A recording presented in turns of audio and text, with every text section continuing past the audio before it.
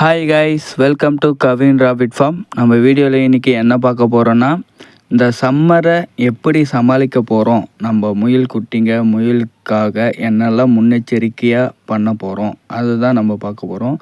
அதுவும் முக்கியமாக உணவில் என்ன மாற்றத்தெல்லாம் கொண்டு வந்திருக்கோம், அதெல்லாம் சேர்த்து நம்ம இந்த வீடியோவில் பார்க்கலாம்.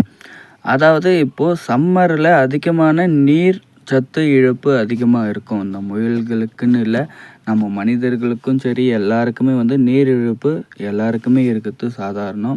அதுவும் இந்த முயல்களுக்கு அதிகமான மூச்சு வாங்கும். இது வீடியோவில் பார்க்குற மாதிரி அதிகமாக மூச்சு வாங்குது, இறப்பு எடுக்கும். அது அதிகமான நீர்ச்சத்தை அந்த மூச்சு காற்று வழியாகவே வெளிவரும்.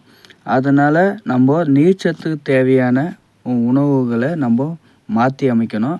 அதுக்கு நம்ம இந்த தர்பூசணி, இந்த வெள்ளேரி அதுபோல் நீர்ச்சத்து உணவுகளாக கொடுத்தோம்னா அதனுடைய நீர்ச்சத்து உடம்பில் அதிகமாகிறதுக்கு எல்லா வாய்ப்பும் இருக்குது. கண்டிப்பாக கேஜியில் தண்ணி எப்போவுமே இருக்கிற மாதிரி பார்த்துக்கணும்.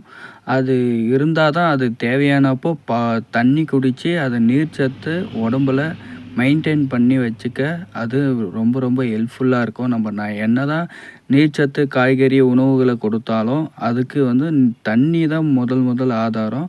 அது இருந்தால் தான் மற்ற நீர்ச்சத்து உள்ள காய்கறிகளை சாப்பிட்டாலும் அது மெயின்டைன் ஆகும். அவ்வளவுமே காய்கறியும் பழங்கள் மட்டும் கிடைக்காது, தண்ணியில் இருந்து தான் முக்கால்வாசி கிடைக்கும். அதனால் அதை பார்த்துங்க. தேங்க்யூ.